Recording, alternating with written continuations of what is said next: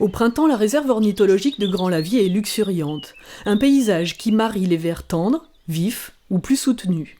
Espèces animales et végétales retrouvent la douceur du soleil et la clémence des températures. Une multitude de plantes sont alors en pleine floraison. Les ombelles de la berce ou du sureau, les fleurs si familières du compagnon blanc qui sécrètent davantage de nectar à la nuit tombée, les clochettes délicates de la consoude qui tient son nom de sa réputation à cicatriser les plaies. Pour nous servir de guide ce matin de juin, Jean Pilniak.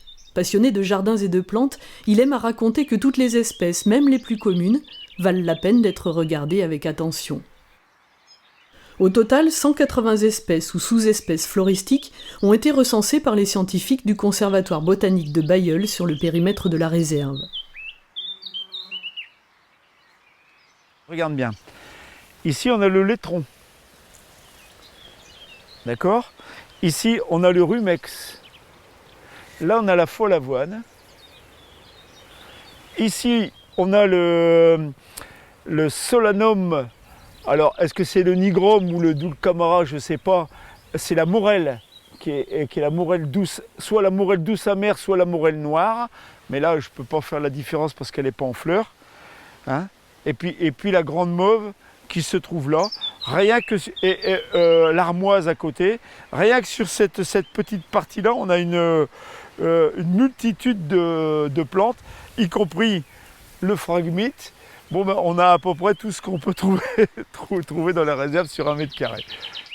De ces plantes rares ou plus communes, il aime raconter les petites ou les grandes histoires, déconstruisant les idées reçues, mettant en garde contre le caractère invasif du navet du diable, montrant, feuilles en main, que la réserve compte 3 types de saules différents, que les graines de la berce ont une saveur acidulée, ou encore soulignant malicieusement que les mauvaises herbes ne le sont pas forcément.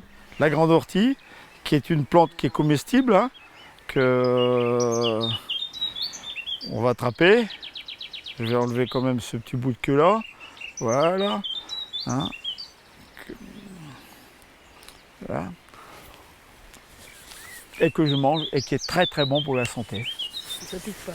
Et ça pique pas. Ça pique pas. Pourquoi ? Pour la simple raison, c'est que j'ai enlevé tous les poils piquants avant de le mettre dans la bouche. Je le refais. Ce qu'il faut prendre toujours dans les orties, c'est la jeune pousse, bien prendre dans le sens. Et en faisant ça, j'enlève tous les poils urticants. Comme dans tout écosystème, la nature qu'il nous est offert d'observer ici est le fruit d'un équilibre délicat entre toutes les espèces.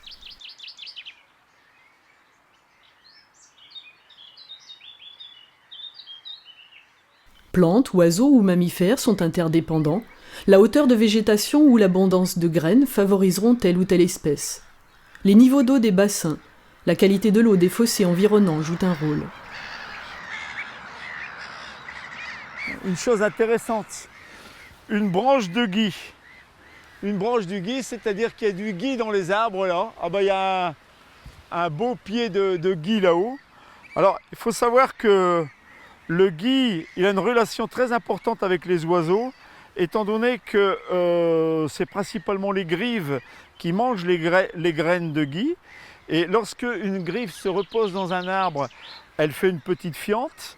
Et comme les graines sont indigestes, les graines se reproduisent, elles se mettent à germer en se calant sous l'écorce.